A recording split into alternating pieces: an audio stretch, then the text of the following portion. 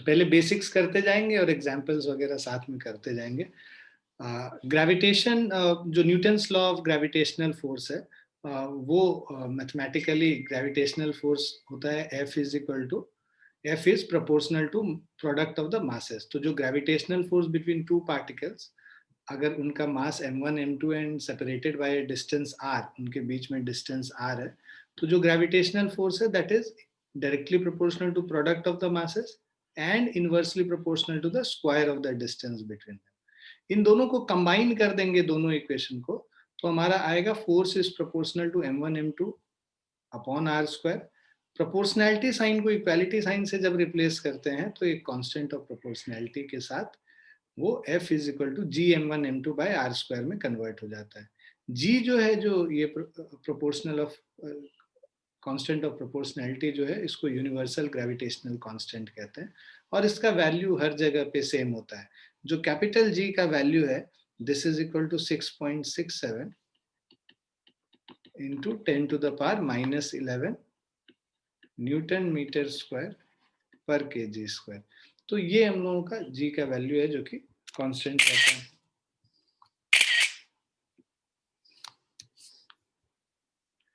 Now gravitational constant जो capital G का value था, this is a scalar quantity, ठीक है। उसके अलावा its value in SI unit is 6.67 into 10 to the power -11 newton metre square पर kg स्क्वायर, और CGS में इसी का value 6.67 into 10 to the power -8 dyne centimetre square पर ग्राम स्क्वायर होता है ना। डायमेंशंस ऑफ ग्रेविटेशनल कांस्टेंट ये निकालते कैसे हैं कि F इज इक्वल टू हमारा हो गया जी m1 m2 upon r square. अब देखो जो G का वैल्यू होगा, G is equal to F into r square divided by m1 m2। Force का हम लोग को पता है m1 L1 t to the power, ठीक है, -2, ठीक है, kg मीटर पर सेकेंड स्क्वायर हो गया, into distance L square divided bye m square. तो ये हो जाएगा m-1 L3 और t-2, ये G का ग्रेविटेशनल कांस्टेंट का डायमेंशन हो गया। It's value is same through out the universe and is independent of the nature, size of the bodies and nature of medium between the two bodies. तो इसका value same है पूरे universe में, independent of nature, size of the body and nature of the medium between the body. किसी पे नहीं depend करता है, ना तो मीडियम पे डिपेंड करता है, ना मासेस पे डिपेंड करेगा, ना ही डिस्टेंस पे डिपेंड करेगा। Its value was first experimentally calculated by Henry Cavendish using torso and balance। तो हेनरी कैवेंडिश ने इसका वैल्यू निकाला था, नाम बस ध्यान रखो, क्या पता कुछ कहीं पे ऐसा यूज हो जाए, कहीं पूछ ले इस पे।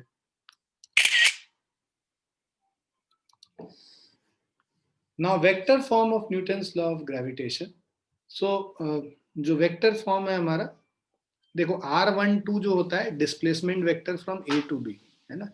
m1, मान लो A पे m1 रखा हुआ है और B पे दूसरा मास m2 है।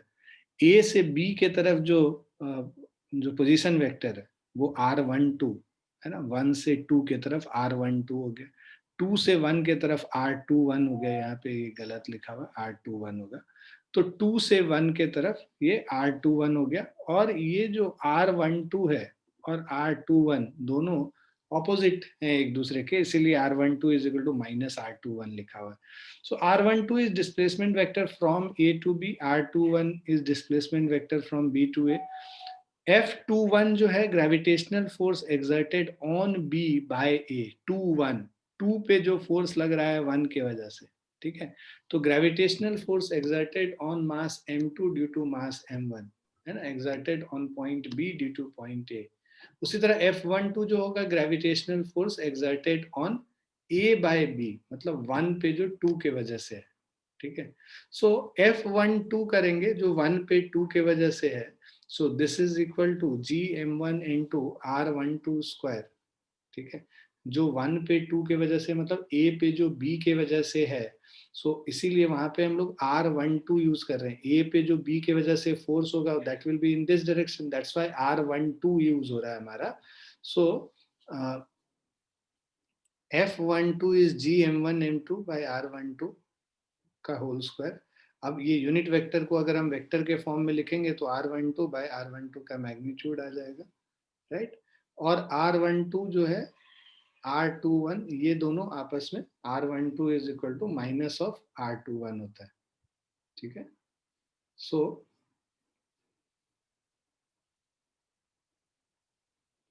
अरे कुशल और उर्जित कहाँ रह गए थे भाई? सर मैं बाहर था। अच्छा, और उर्जित कहाँ हो? मैं कुछ काम कर रहा था तो भूल गया था। काम कर रहा, मतलब मेरा काम सबसे एकदम बेकार सा काम है भाई। नहीं सर नहीं, ऐसे ही कुछ घर का काम कर रहा था। अच्छा, घर का काम। लॉकडाउन में बहुत काम करना पड़ता है, नहीं उर्जित? हाँ सर वो तो है। एकदम दिल से बेचारा पस एकदम ऐसे बोल रहा है। तो r12 is equal to minus r2। हम लोग ग्रेविटेशन शुरू किए थे, है ना, तो जस्ट शुरू ही किए, न्यूटन्स लॉ ऑफ ग्रेविटेशन से बात कर रहे हैं, उसको वेक्टर फॉर्म में लिखने का सीख रहे हैं, है ना। जैसे हम लोग इलेक्ट्रोस्टैट्स में लिख रहे थे ना कूलम्स लॉ को वेक्टर फॉर्म में, उसी का बस वैसा ही है, उसी तरीके से। तो F12 को हम लिखते हैं माइनस Gm1m2 r21, ठीक है। तो नेगेटिव साइन इसीलिए यूज करते हैं, देखो ये पॉजिटिव साइन था, नेगेटिव साइन इसीलिए यूज करते हैं क्योंकि हम लोग को हमेशा ये है कि जो डायरेक्शन जो हमेशा अट्रैक्टिव है तो ऑपोजिट डायरेक्शन में लग रहा है, इसीलिए नेगेटिव साइन हम लोग यूज करते हैं वेक्टर फॉर्म में लिखने के लिए। तो F12 जब लिखेंगे minus Gm1m2 bye r21 square और r21 का unit vector. So we prefer to express gravitational force in vector form with negative sign to emphasize that it is an attractive force. इसको attractive force बताने। उसी तरह F21 use करेंगे तो minus sign यहाँ पे लेंगे और 21 होगा तो यहाँ पे R12 होगा, जैसे वहां 12 था तो R21 था, वो ध्यान में रखना है। Is it clear? From equation 1 and 2 we get F12 is equal to minus F21, right? तो ये हम लोग तो वो जो डायग्राम देखे थे, 1 पे जो 2 के वजह से फोर्स लग रहा है और 2 पे जो 1 के वजह से फोर्स लग रहा है, दोनों ऑपोजिट डायरेक्शन में। So gravitational force between two bodies is equal in magnitude and opposite in directions. Now few important points which you need to know is gravitational forces form action and reaction pair and hence obey Newton's third law of motion, ठीक है। जो gravitational forces होगा वो action और reaction pair बनाता है ना। तो वो यहाँ पे हम लोग को दिख भी रहेगा, equal in magnitude and opposite in direction, और दो डिफरेंट ऑब्जेक्ट्स पे लग रहा है, तो Newton's third law of motion को फॉलो कर रहा है। Gravitational force between two bodies is independent of intermediate medium between the, medium पे डिपेंड नहीं करता gravitational force. Now gravitational forces are central forces as they act along the line joining the centers of two bodies। दो body के centre के बीच में हमेशा ये लगेगा ग्रेविटेशनल फोर्स, ठीक है। So gravitational forces are central forces, centrally aligned रहता है। कोई भी शेप होगा उसके सेंटर ऑफ मास के अलोंग जो लाइन ज्वाइन करने वाला जो लाइन है उसी के अलोंग ग्रेविटेशनल फोर्स लगेगा। Gravitational forces are conservative forces, so work done by gravitational force does not depend upon path, ठीक। सो ये जो ग्रेविटेशनल फोर्सेस है, these are conservative forces। Conservative forces वो फोर्सेस होते हैं जो कि जिनके वजह से जो वर्क डन होता है that is not dependent on path, हमेशा इनिशियल पोजीशन और फाइनल पोजीशन पे डिपेंड करेगा। तो ग्रेविटेशनल फोर्स एक कंजर्वेटिव फोर्स, और जब कंजर्वेटिव फोर्स एक्ट कर रहा होता है तब हम लोग, है ना, जो मोमेंटम जो है वो कंजर्व वाली चीज जो हम लोग एक्सटर्नल फोर्सेस और ये सारी चीजें हम लोग बात करते हैं कि जीरो है, तो उस केस में जो इंटरनल फोर्सेस वो जो कंजर्वेटिव फोर्सेस होंगे उन कंजर्वेटिव फोर्सेस पे हम लोग फिर मोमेंटम कंजर्व करते थे और एनर्जी कंजर्व करते थे। So gravitational force is very weak. The gravitational force between two bodies is independent of presence of other bodies, so gravitational forces obey principle of superposition।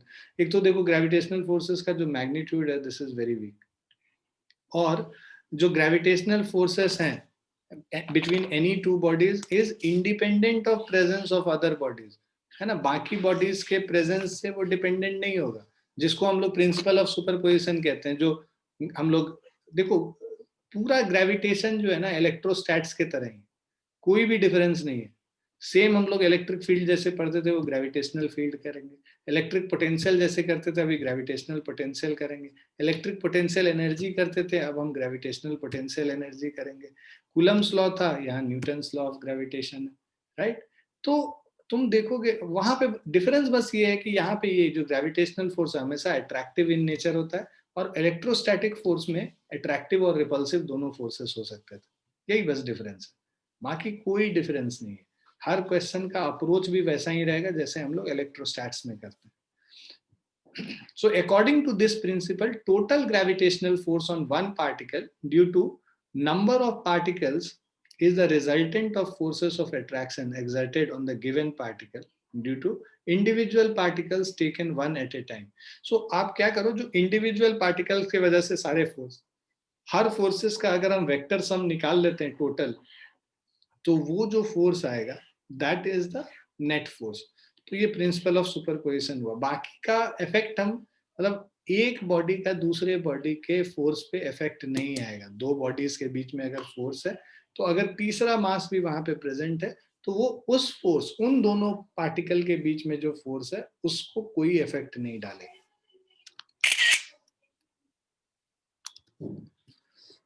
Example करते हैं अब।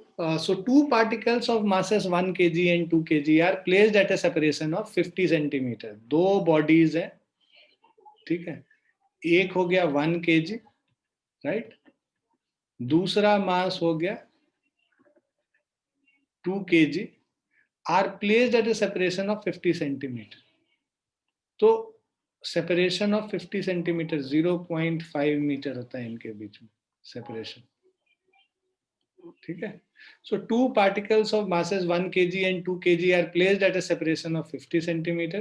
Assuming that the only forces acting on the particles are their mutual gravitation, find the initial acceleration of the two particles. तो हम लोग को इसका initial acceleration निकालना है between the two particles. देखिए क्या कह रहा है, two particles of masses 1 kg and 2 kg are placed at a separation of 50 centimeter. Assume that the only force acting is mutual gravitation. तो पहले तो फोर्स ड्यू टू ग्रेविटेशन निकाल लेते हैं, वो क्या हो जाएगा Gm1 m2 upon r square. तो इसका जो वैल्यूज अगर हम लोग डालेंगे आ जाएगा 6.67। सो 6.67 into 10 to the power -11 m1 m2 1 into 2 divided by r square 0.5 का होल स्क्वायर कर दो। तो जो f का जो वैल्यू है this is equal to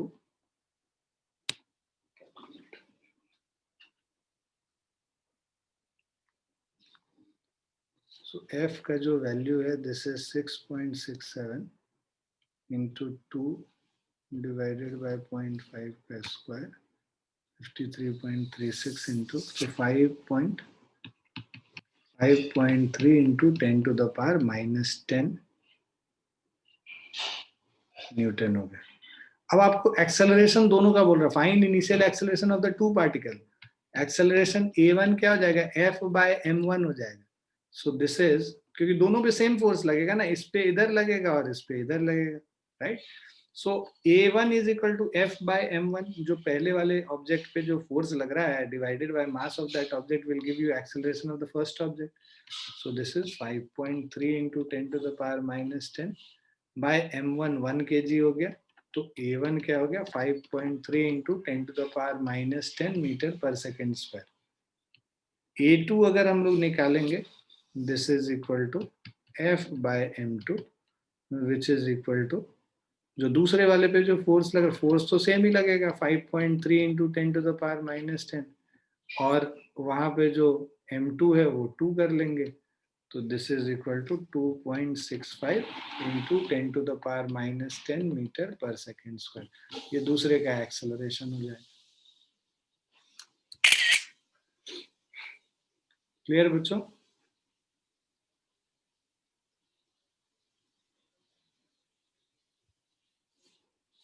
Yes, sir.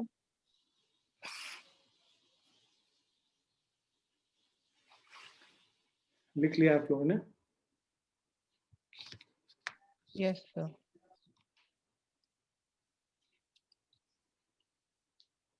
Second वाला कह रहा है अब mass m is split into two parts, small m and capital and m minus m। तो एक मास m था, इसको दो पार्ट में हमने ब्रेक कर लिया, ठीक है। ये कैपिटल M था, एक को m और दूसरे का mass m minus m, which are then separated by a distance. इनको हम लोग कुछ डिस्टेंस पे सेपरेट कर दिए, मान लो r डिस्टेंस पे सेपरेट कर दिए। So they are separated by a certain distance. What value of small m by capital M maximizes the gravitational force between the parts? तो हम लोग को जो ग्रेविटेशनल फोर्स है, gravitational force F is equal to G into capital M minus M into small m by R square. Now force को क्या करना है, for F to be maximum, तो भाई मैक्सिमम के लिए ये जो फोर्स है for F to be maximum, अभी हम लोग को यहाँ पे gravitational force between the two parts, what ratio maximizes the, हाँ फोर्स मैक्सिमाइज करना है ना, तो देखो तुम्हारा क्या वेरिएबल क्या है, बस स्मॉल m वेरिएबल है, कैपिटल M और R जो है कांस्टेंट है, जो डिस्टेंस है वो कांस्टेंट है, और इसका जो कैपिटल M जो टोटल मास था वो भी कांस्टेंट है, लेकिन ये किस पार्ट में, मतलब किस रेशियो में ब्रेक कर रहा है, देखो वो वेरिएबल है, मतलब स्मॉल m बस वेरिएबल है। तो हम लोग स्मॉल m के टर्म्स में इसको डिफरेंशिएट कर देते हैं, df with respect to small m। इसको पहले निकाल लोगे तो ये हो जाएगा g times capital M into small m minus small m का whole square divided by r square, df by dm। तो देखो g बाय r स्क्वायर तो कांस्टेंट है, वो बाहर हो जाएगा। अब इसको मास mm को तुम डिफरेंशिएट करोगे स्मॉल m के रेस्पेक्ट में, तो m बचेगा माइनस 2m। अब df by dm, to maxima minima तुम लोग पढ़ चुके हो ना मैथमेटिक्स में, yes sir. Yes by dm को जीरो कर देते हैं अगर हम लोग को मैक्सिमाइज करना है ना। तो अब df बाई dm जीरो हो गया, g by are square constant है, उधर जाके जीरो ही हो जाएगा, तो m is equal to 2m हो गया, तो small m by capital M is equal to 1/2 हो जाएगा।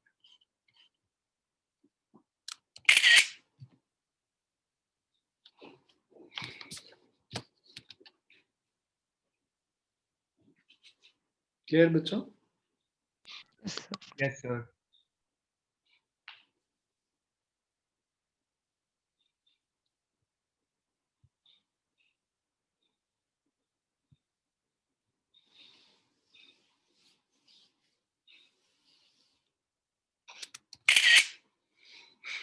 लिख लिया सभी ने?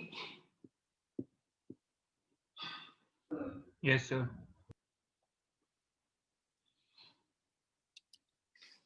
नेक्स्ट क्वेश्चन कह रहा है two stationary yes two stationary particles of mass m1 and m2 are at a distance d apart। ठीक है, तो दो पार्टिकल है m1 m2 और इनके बीच का डिस्टेंस d है।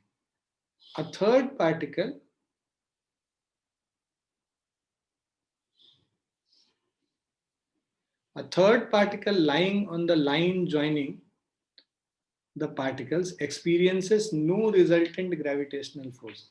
तो एक पार्टिकल को हमने यहाँ पे रख दिया, स्मॉल m इसका मास था और सेपरेशन r था, इस ऐसे जगह पे रखा जिससे कि इसका जो फोर्स है वो जीरो हो गया, राइट। तो हमें वो r का वैल्यू निकालना है कि किस डिस्टेंस पे रखेंगे कि ये जो फोर्स है net resultant gravitational force zero हो जाएगा। तो m1 के वजह से इस पे फोर्स इस डायरेक्शन में लगेगा, m2 के वजह से इस डायरेक्शन में लगेगा, राइट। तो ये दोनों फोर्सेस जो हैं, m1 के वजह से जो फोर्स लग रहा है उसको F1 से हम लोग नाम देते हैं, और ये जो फोर्स लग रहा है वो F2 से नाम देते हैं। F1 और F2 इक्वेट करना है, तो F1 is equal to GM1M, है ना। सो GM1M बाय R स्क्वायर, और जो F2 है so this is GM2M d minus R square. ठीक है, अब हमें क्वेश्चन में दे रखा है कि हमें r का वैल्यू निकालना है जब f1 f2 के बराबर है। f1 is equal to f2 होगा तो मतलब g m1 m by r square is equal to g m2 small m by d minus r का होल स्क्वायर। देखो g और m कैंसिल हो गया, तो जो हमने एज्यूम किया था इसका छोटा मास, ये तो एज्यूम ही किया है, क्वेश्चन में तो दिया नहीं था, तो वो तो ऐसे भी कैंसिल हो गया। अब हमारे पास जो वैल्यू दे रखा है, ठीक है, m2 बाय m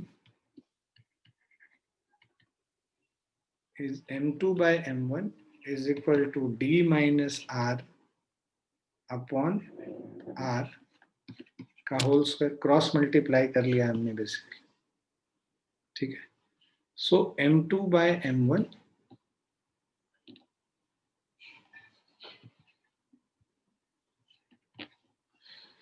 तो m2 by m1 is d minus r का बाय r का होल स्क्वायर।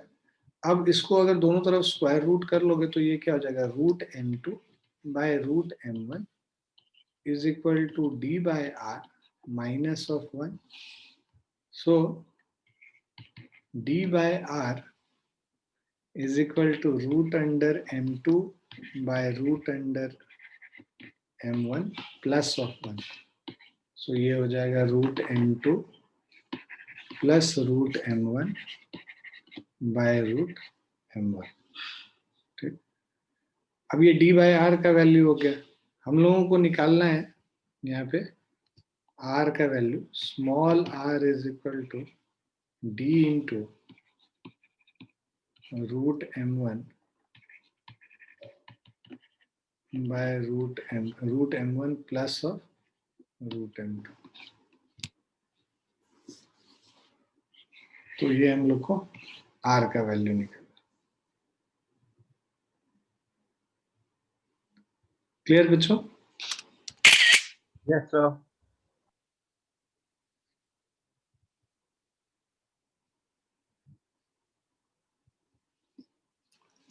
लिख लिया आप लोगों ने? Yes sir.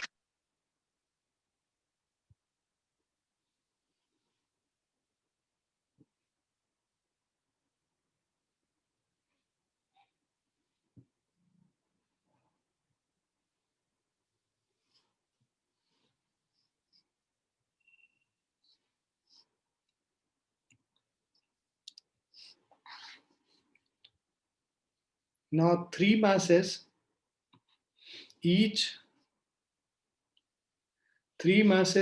equal to capital M are placed at three corners। तो देखो यहाँ पे इस कॉर्नर पे कैपिटल M रखा है, इस कॉर्नर पे कैपिटल M रखा है, इस कॉर्नर पे कैपिटल M रखा है, placed at the three corners of a square of side A। तो ये जो स्क्वायर है इसका साइड A है। Calculate the force of attraction on unit mass at the fourth corner. एक हम लोगों ने unit mass m is equal to 1 kg है फोर्थ कॉर्नर पे, उस पे जो फोर्स ऑफ अट्रैक्शन है वो निकालना। तो अब देखो इस मास के वजह से और इस मास 1 और 3 के वजह से एक फोर्स लगेगा F1 और F3। F1 F3 का एक रिजल्टेंट होगा इस डायरेक्शन में, और एक सेकंड वाले की वजह से ऑलरेडी इस डायरेक्शन में फोर्स F2 है। तो F1 और F3 का जो रिजल्टेंट आएगा उसको F2 के साथ ऐड कर देंगे तो हमें net force on the fourth corner निकल के आ जाएगा। क्लियर बच्चों? जी sir. F1 is equal to F3, जो फोर्स F1 और F3 पे लग रहा है, GMM divided by A square हो गया।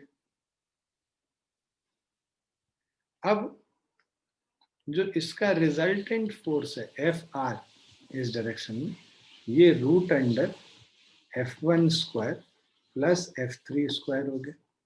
तो F1 F3 तो सेम ही है, तो ये हो जाएगा √2 times GMM by A square. ये FR हो गया, और F2 का जो वैल्यू है F2 is equal to GM small m divided by, अच्छा स्मॉल m का वैल्यू 1 kg है तो इसको तुम सीधे लिख सकते हो √2 GM by A square. F2 is GMM by √2a का होल स्क्वायर, क्योंकि ये जो पूरा डिस्टेंस है ये a है, तो ये √2a होगा distance. So this is equal to gm, small m का वैल्यू 1 हो गया, gm/2a स्क्वायर हो गया. ठीक है. ये अब जो है net f net is equal to f resultant plus f2. f resultant है √2gm/a स्क्वायर और f2 हो गया gm/2a स्क्वायर. अब gm/a स्क्वायर को ले लेंगे कॉमन, अंदर बच जाएगा √2 प्लस 1/. क्लियर बच्चों? Yes sir. कल के टेस्ट की तैयारी हो गई? हाँ सर, ऑलमोस्ट हो ही गई. अच्छा.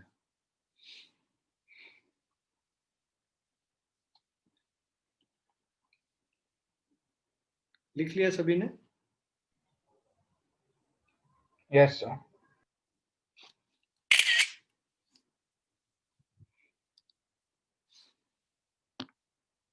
फिफ्थ क्वेश्चन है, 3 equal particles each of mass m are placed at the 3 corners of an equilateral triangle of side a. है ना? 3 equal particles each of mass m, तीनों का mass m, m और m, ये इक्विलैटरल ट्रायंगल. ठीक है, of side है. ये a हो गया, ये a हो गया और ये भी a हो गया. Find the force exerted on this system on another particle of mass m. ठीक है. So another particle of mass m placed at the midpoints of a side. तो दो केस है इसमें. पहला मिड पॉइंट मतलब 3 मास m है और एक another particle of mass m, let's say हम लोगों ने यहाँ पे p पे रखा है पहले केस में, a वाले केस में. तो अब देखो जो ये a की वजह से है, इस मास m पे एक फोर्स इस डायरेक्शन में लगेगा, a के वजह से फोर्स Fa, और b के वजह से जो इस एक फोर्स इस डायरेक्शन में लगेगा Fb. राइट. Fa और Fb, ठीक है, सॉरी उल्टा मैंने बता दिया, ये Fa हो गया और ये Fb हो गया. अट्रैक्टिव फोर्स है हमेशा. तो A के वजह से इस डायरेक्शन में एक फोर्स लगा, B के वजह से इस डायरेक्शन में फोर्स लगा. ये दोनों जो फोर्सेस हैं एक दूसरे को बैलेंस कर देंगे, क्योंकि Fa और Fb का बराबर वैल्यू इक्वल होगा, क्योंकि P मिड पॉइंट पे है. ठीक है ना? सो आप लिखोगे Fa is equal to Fb is equal to gm square by a/2 का होल स्क्वायर. ठीक है. So Fa is equal to Fb are equal in magnitude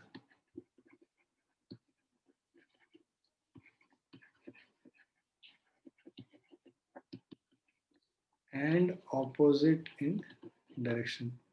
So these forces are equal in magnitude and opposite in direction.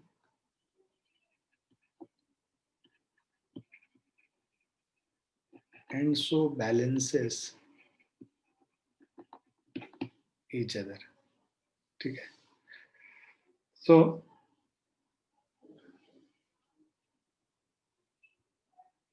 और जो force C के वजह से जो होगा वही एक फोर्स होगा. A और B के वजह से तो बैलेंस हो गया, इक्वल एंड ऑपोजिट डायरेक्शन में था, एक दूसरे को कैंसिल कर दिया.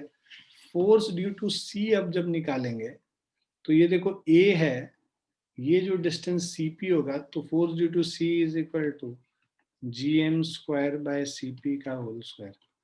मतलब gm स्क्वायर, CP क्या हो जाएगा, A sin 60 हो जाएगा, A sin 60 का होल स्क्वायर. gm स्क्वायर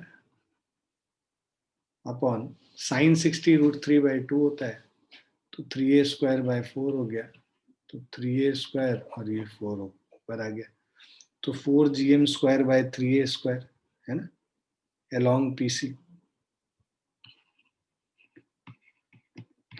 ये नेट फोर्स हो गया. B वाला कह रहा है the centre of the triangle.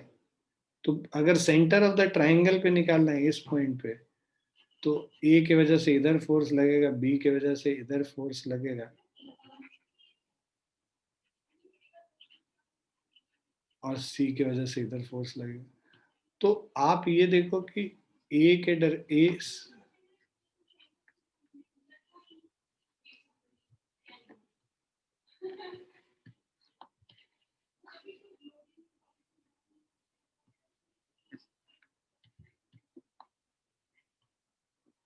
ठीक है। सो ये एफ ए, एफ बी और एफ सी तीनों का मैग्नीट्यूड सेम है, और तीनों जो है 120 डिग्री एंगल बना रहा है एक दूसरे से। तो जब ऐसा सिनेरियो आता है तो हम लोग पहले भी बात कर चुके हैं, the net force F net in this case will be equal to 0, है ना। तीन फोर्सेस जिनका मैग्नीट्यूड इक्वल है और उनके बीच में एंगल 120 डिग्री ईच है, तो नेट फोर्स 0 होता है। पता है ना ये, कि प्रूफ करके दिखाएं?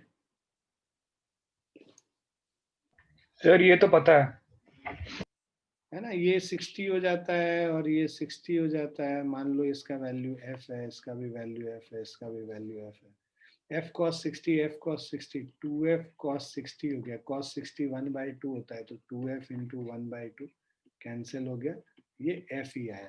तो नीचे f आ गया, ऊपर भी f है, ये एक दूसरे को कैंसिल कर दिया, 0। क्लियर बच्चों?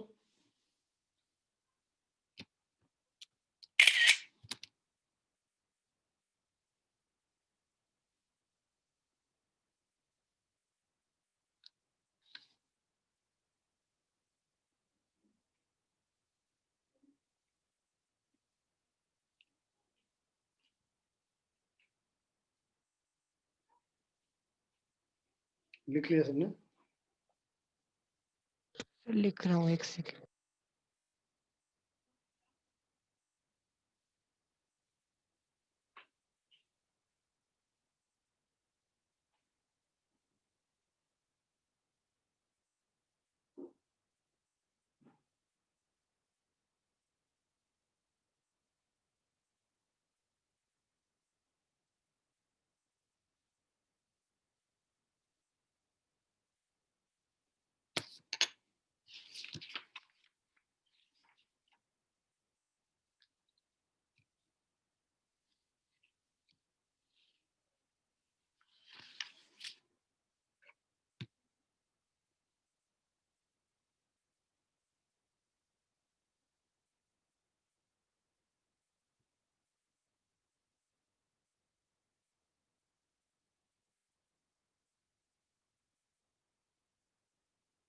हो गया।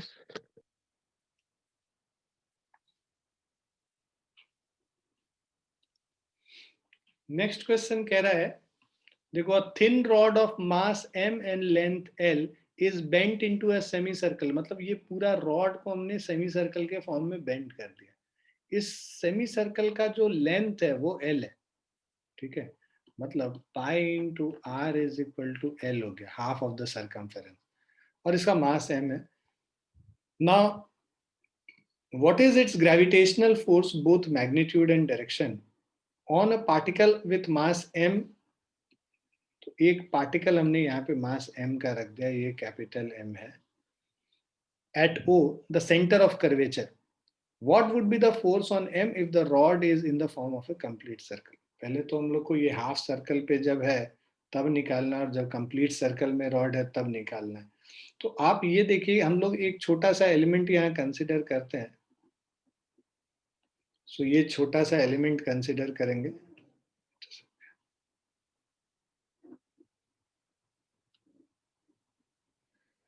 सो लेट्स से ये स्मॉल एलिमेंट हम लोग कंसिडर करते हैं, जो ब्लू से हमने किया है। तो ये जो छोटा एलिमेंट है, इसका मास अगर निकालेंगे तो देखो, टोटल जो अगर इसका हम लोग को जो टोटल मास m है, राइट, मास पर यूनिट लेंथ निकालोगे m/l हो जाएगा।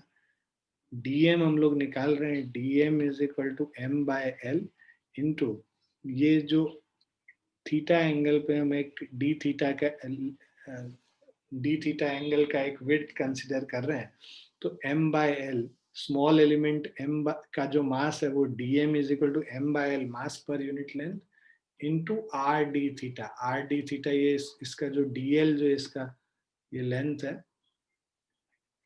dl is equal to r d theta. तो ये m by l into dl हो गया, ये हमारा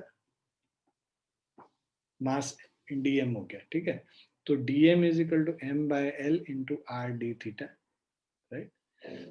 और so a thin rod of mass m and length l is bent into a semicircle. What is its gravitational force, both magnitude and direction, on a particle with mass small m at O, the center of curvature? So हम लोगों ने ये जो small element है इसका मास निकाल लिया, इसका मास निकल गया, तो इसके वजह से जो ग्रेविटेशनल फोर्स होगा ये df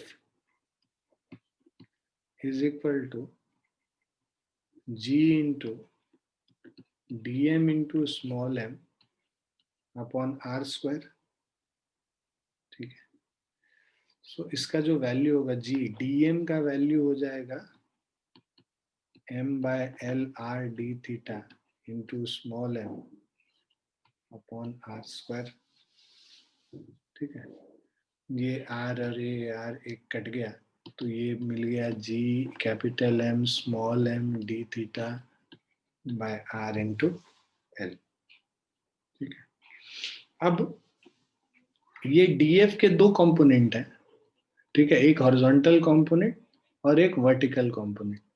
सो ये हो गया df cos थीटा और ये df sin थीटा। अब इसके ऑपोजिट साइड यहाँ पे अगर एक एलिमेंट लोगे तो उसके वजह से जो फोर्स होगा वो भी सेम df का वैल्यू होगा, उसके भी दो कंपोनेंट होंगे, एक हॉरिजॉन्टल और एक वर्टिकल। हॉरिजॉन्टल कंपोनेंट सारे एक दूसरे से कैंसिल हो जाते हैं, df cos थीटा सब एक दूसरे से कैंसिल हो जाता है।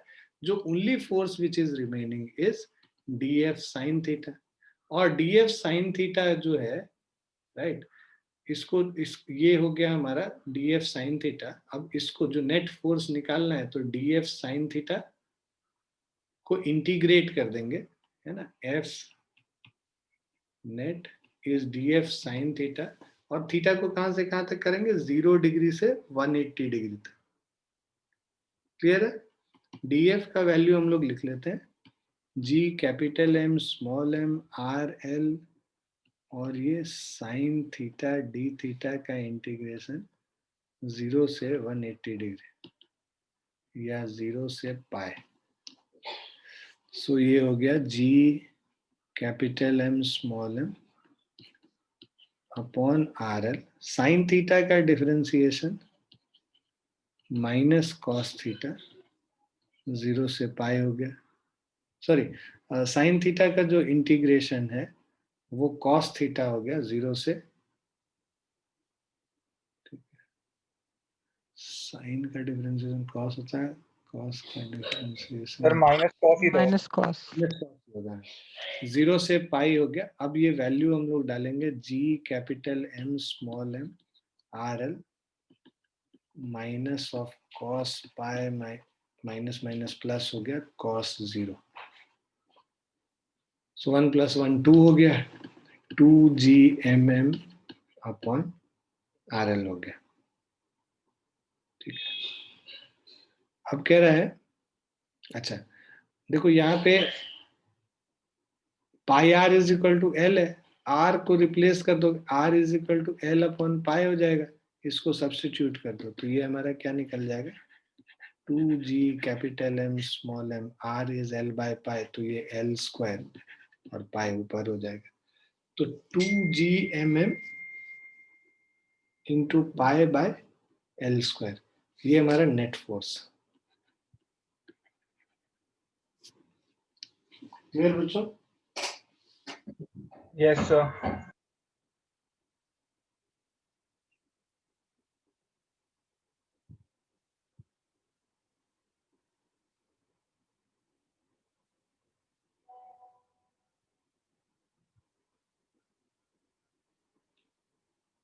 एक मिनट बच्चों,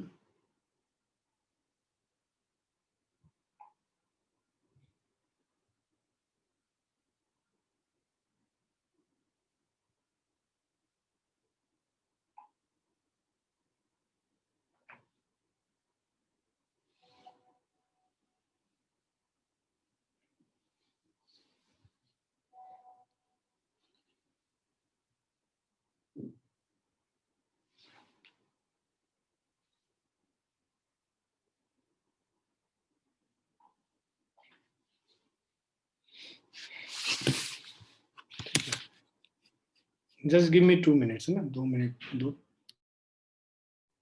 Just take a minute break of 2 minutes. Huh?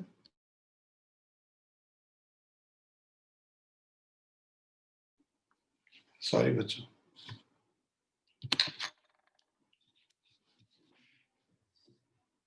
ये कर लिया बच्चों? लिख लिया ना आप लोगों ने?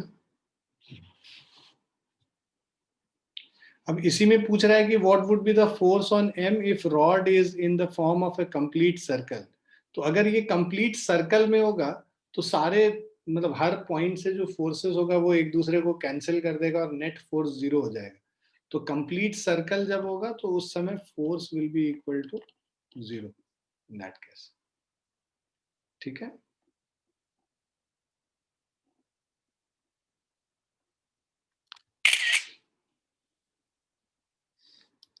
Now gravitational force due to ring. तो a point mass m is at a distance x from the center of a ring of mass capital M. मान लो हमारे पास एक रिंग है जिसका मास कैपिटल M है और रेडियस r है on its axis. Find the gravitational force between the two. और एक मास m है जो कि इसके एक्सिस पे, इनके बीच में ग्रेविटेशनल फोर्स निकालना है. What will be the force if x is very very greater than r and when x is very very less than r? For what values of x is the force maximum? ये सारी चीजें निकालनी है. तो पहले आप ये देखो कि एक छोटा सा एलिमेंट यहाँ पे हम लोग अगर कंसिडर करें तो इस छोटे से एलिमेंट के वजह से एक जो फोर्स होगा वो इस डायरेक्शन में होगा इस पे, right. Consider a small element of the ring as shown in the figure and treating it as a point mass by Newton's law of gravitation, force on particle of mass m will be, अगर इसका mass small m dm ले रहे हैं हम लोग, ठीक है. सो ये जो dm है ना, जो स्मॉल मास है, so g into m into d m upon r square. अच्छा, dm का जो वैल्यू होगा वो किसके बराबर हो जाएगा? मास बाय 2 पाई मास पर unit length into length dl हो गया. ठीक है, m by 2 pi are into D L. तो जी M into M by 2 pi are into D L by are square, ये हमारा फोर्स हो गया उस पार्टिकल पे. ठीक है, एक स्मॉल एलिमेंट के वजह से. Now due to symmetry of the problem, the component of forces perpendicular to the axis due to all the elements will cancel each other. तो देखो ये जो df है, एक इधर होगा, एक इस तरफ जो होगा, एक df इधर होगा. इनका जो परपेंडिकुलर कंपोनेंट है df sin थीटा और df sin थीटा, ये दोनों एक दूसरे को कैंसिल कर देगा, राइट. इक्वल एंड ऑपोजिट है, ये दोनों एक दूसरे को कैंसिल कर लेगा.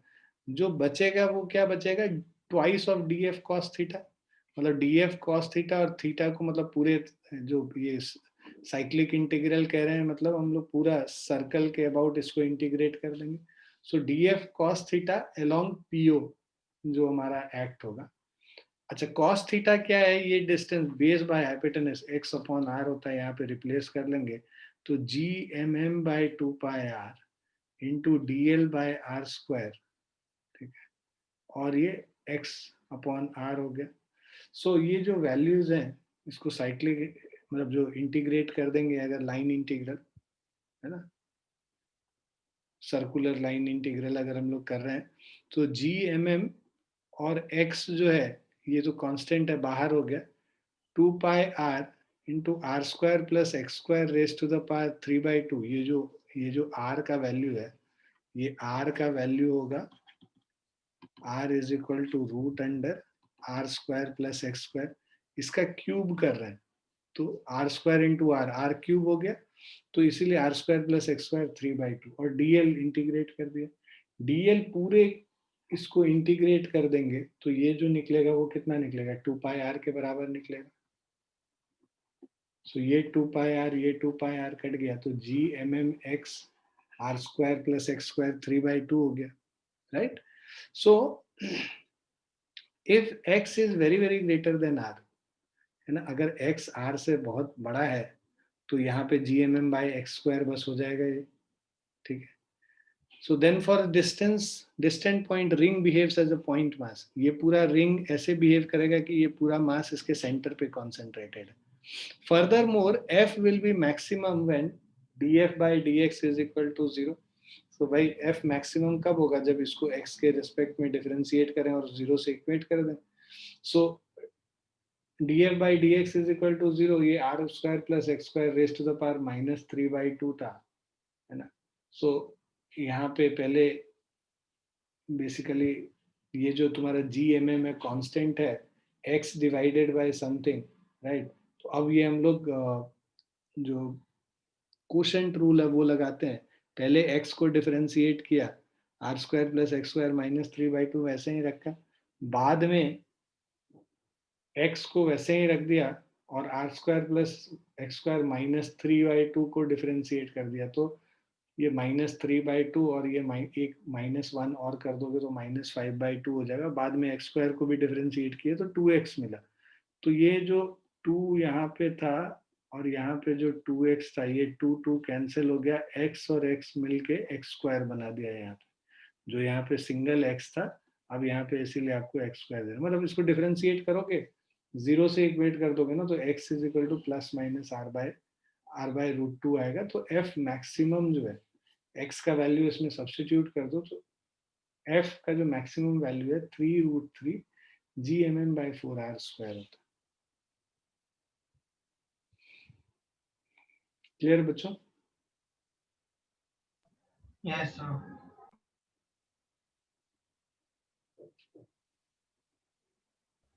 सर एक चीज क्या बेटा? एक चीज में डाउट था, जो s इक्वल टू अपने GMM पर 2πr लिखा है, तो उसमें तुम्हारी आवाज बिल्कुल ही नहीं सुनाई पड़ रही है. सर अब आ रही है? हाँ, अब आ रही है, अब आ रही है. मैं बोल रहा था कि f इक्वल टू जो आपने लिखा है ना GMM upon 2πr into surface integral of dl upon r square, हाँ. तो वो GMM अपॉन 2πr कहाँ से आया? वो 2πr में डाउट हो रहा है, 2πr कहाँ से आया? अरे ये जो वैल्यू है तुम्हारा, जो df, जो f का जो वैल्यू था df cos थीटा जो हम लोग लिख रहे हैं, तो ये जो स्मॉल एलिमेंट, ये तो पीछे से ही आया था ना. यहाँ से तुम gm इंटू dm, ये जो मास m है और स्मॉल एलिमेंट का जो मास है dm, gm into dm r square हो गया. तो dm का जो वैल्यू है ये क्या हो जाएगा? m divided by 2πr into dl कर देंगे. dl इसका स्मॉल, जो इसका जो लेंथ है उसको हम dl बता रहे हैं. तो m divided by 2πr into dl कर देंगे. तो gm dm के जगह हम लोगों ने इसको सब्स्टिट्यूट कर लिया. तो इससे हमारा क्या आ गया? g capital M small m by 2πr into small r square dl. अब इसको GMM by 2πr dl by r square, इसको अब हम लोग जो cos थीटा आया था x/r से रिप्लेस करके, और उसके बाद सरफेस इंटीग्रल, उसको मतलब क्लोज्ड इंटीग्रल हम लोग कर रहे हैं उसका पूरा. क्लियर है? Yes sir.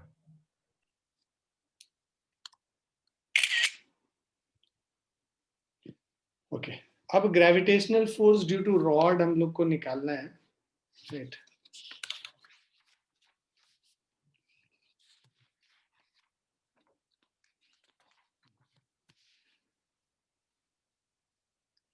So gravitational force due to rod, given a uniform rod of mass m and length l. तो हमारे पास एक mass m का rod है, length l है. Calculate the gravitational force on this rod due to point particle of mass m. तो इस rod के पे इस mass m के वजह से gravitational force निकालना. Placed at a distance r from one of its end.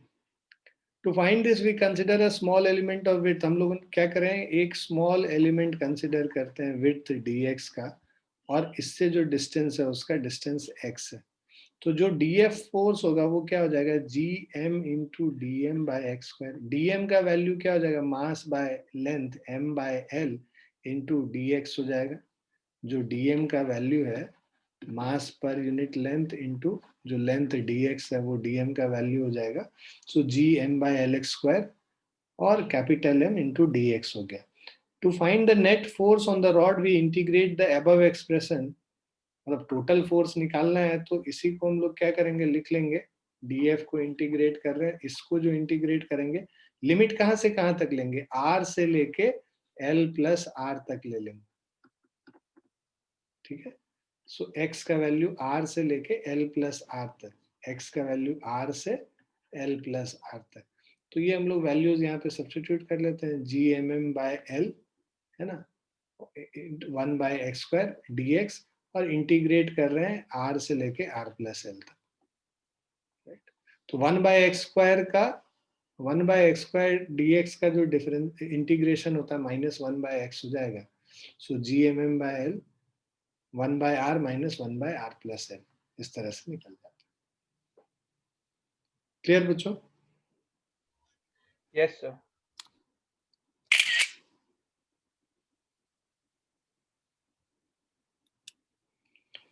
अब ये शेल थ्योरम है ना, ये जो न्यूटन शेल थ्योरम है, ये मतलब जो एक स्फेरिकल शेल होता है, उस स्फेरिकल शेल के अंदर if a point mass lies outside a uniform spherical shell of और solid sphere of uniform mass distribution, then cell or sphere attracts the point mass as if the entire mass of the shell or sphere were concentrated at its center. So ये जो है ना, अगर कोई external point पे हम लोग को ग्रेविटेशनल फोर्स देखना है, तो इसके वजह से जो ग्रेविटेशनल फोर्स होगा, ये पूरा मास जो होगा, it will behave as if it is concentrated at the centre of this whole sphere, ठीक है। चाहे वो स्फेरिकल सेल हो या फिर सॉलिड स्फीयर हो, दोनों केस में होगा जब ये एक्सटर्नल पॉइंट पे देखना है हम लोग। If a point lies inside a uniform spherical shell, the gravitational force on the point mass is 0. तो कोई भी अंदर जो कोई पॉइंट है स्फेरिकल सेल के, उस पे जो ग्रेविटेशनल फोर्स होता है वो 0 हो जाता है ना। जितना फोर्स, मान लो इसके वजह से इस वाले पार्ट, ये वाले पार्ट की वजह से जितना फोर्स होगा, इस वाले पार्ट की वजह से जितना फोर्स होगा, दोनों बैलेंस हो जाएगा और उस पे नेट फोर्स 0 हो जाता है। So, but if a point mass lies inside a homogeneous solid sphere, the force on the point mass acts towards the center of the sphere. This force is exerted by the spherical mass situated interior to the point mass. अगर यही spherical shell के जगह solid sphere होगा, तो ये जो इसके नीचे अंदर वाला जो ये sphere है, ठीक है, इसके वजह से बस इस पे फोर्स लगेगा। ये जो पोर्शन बाहर रह गया है ना, इसके बाहर जो रह गया पोर्शन, उस पोर्शन के वजह से कोई फोर्स नहीं हो, ठीक है। अगेन ये वही चीज है जो हम लोग इलेक्ट्रोस्टैट्स में बात करते हैं। Now, gravitational force of uniform sphere on a particle. So, a point mass located outside the sphere or spherical cell. So, magnitude of gravitational force of the sphere on point mass m is such that as if entire mass of the sphere were concentrated at the sphere's center. तो हम लोग ये spherical mass को consider कर रहे हैं और एक point mass है, इसके exterior में है। सो ग्रेविटेशनल फोर्स यहाँ पे देखोगे तो F is equal to GMM by R square आ जाता है।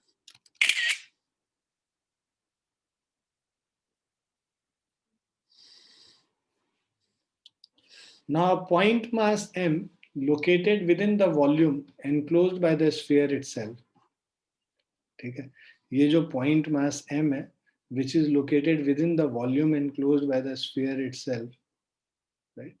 So ये मान लो कहीं पे यहाँ पे कोई पार्टिकल है, ठीक है, या पॉइंट मास इस पॉइंट पे लाई कर रहा है। So let the point mass m lie at a distance r from the center. तो ये जो इसका जो डिस्टेंस है सेंटर से, लेट से r,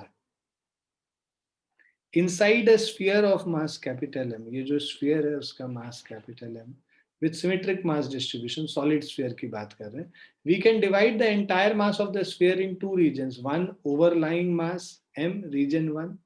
तो ये जो एक जो इसके बाहर वाला जो पोर्शन है, वो जो पोर्शन है जो ग्रे कलर से पूरा शेडेड है, वो एक रीजन मानेंगे, and the solid portion underlying region 2, मतलब ये जो रीजन 2 है इसके अंदर वाला जो सॉलिड पोर्शन है, so solid portion underlying region 2.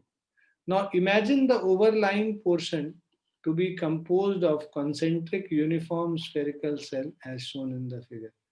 So overlying portion, मतलब let us imagine ये जो बाहर वाला जो portion है composed of uniform spherical cells as shown in the figure. ठीक है. So each individual cell exerts zero total gravitational force on mass small m since m is inside each cell. मतलब मान लो यहाँ पे ये जो सेल्स हैं, कई सारे सेल्स अगर हम लोग कंसिडर करते हैं तो हर के वजह से इसके अंदर कोई जो पॉइंट होगा उस पर जीरो फोर्स होगा, राइट. सो जो टोटल फोर्स होगा बाहर वाले पोर्शन की वजह से, thus the mass of the sphere in region 1 contributes zero total gravitational force. तो ये जो रीजन 1 में जो भी मास है, ये पूरा रिंग जो फॉर्म हो रहा है उसके वजह से इस मास स्मॉल m पे कोई भी फोर्स नहीं लगता है. अब mass m is outside the spherical mass of region 2. ये जो रीजन 2 है, ये रीजन 2 अंदर वाला जो रीजन 2 है, इस पूरे रीजन पे जो के वजह से जो ये मास m है वो इस रीजन अंदर वाले रीजन के बाहर है ये मास, तो उस पे जो फोर्स होगा that will be same as the mass is concentrated at the center. ठीक है. So thus the magnitude of the total gravitational force of entire sphere on M is due to only that portion of the total mass of the sphere that lies in the region 2. So if the sphere is uniform, the fraction of mass that lies within R of the center is the ratio of the volume of the region to the volume of the entire sphere. So अगर हम लोग जो m dash है, जो अंदर वाला जो portion है उसका मास देखेंगे तो 4/3 पाई r क्यूब होगा. टोटल मास जो है 4/3 पाई कैपिटल R क्यूब हो जाएगा. m dash by m r cube by capital R cube हो गया. तो m dash is r cube by capital R cube into mass m. So m dash is mass of underlying region. So the magnitude of the total gravitational force of the sphere on m is gravitational attraction between m and a mass capital M into R cube by R cube located at the center of the sphere. So therefore F is equal to, ये हमारा force हो जाएगा. जो underlying मास है उसके वजह से underlying जो स्फीयर है उसका जो मास है वो ये है, बाहर जो ऑब्जेक्ट रखा है उसका मास ये है GMM बाय R स्क्वायर हम लोग निकालते हैं, ये हो गया. अब इसको सॉल्व कर लेंगे, है ना. तो ये हमारा GMM R cube upon small r. तो ये देखो अंदर कोई ऑब्जेक्ट है, right, lying inside the surface, तो वो लीनियरली वेरी कर रहा है. So magnitude of gravitational force on mass m is directly proportional to distance of m through the centre of the sphere, है ना. सो यहाँ पे F is directly proportional to R. कब? जब वो पॉइंट इंटीरियर में है. तो इंटीरियर मतलब R से कम जब स्मॉल r का वैल्यू होगा तो स्ट्रेट लाइन मिलेगा. उसके बाहर जो है, जो हम लोग का लॉ है कि F is equal to GM small m upon R square, तो हमें पता है कि F is proportional to 1/R square. So is inversely proportional to square. तो ये क्या हो जाएगा? हाइपरबोलिक कर्व हो जाएगा. तो स्ट्रेट लाइन और ये hyperbolic curve, sorry parabolic curve, hyperbolic curve. Clear है बच्चों?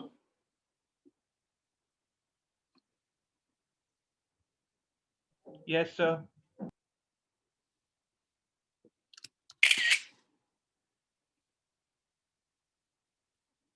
सो इनवर्स स्क्वायर लॉ को फॉलो कर रहा है जब जो डिस्टेंस है वो उसके रेडियस से ज्यादा है. डिस्टेंस जब रेडियस से कम है तो स्ट्रेट लाइन लीनियर रिलेशन को फॉलो करेगा.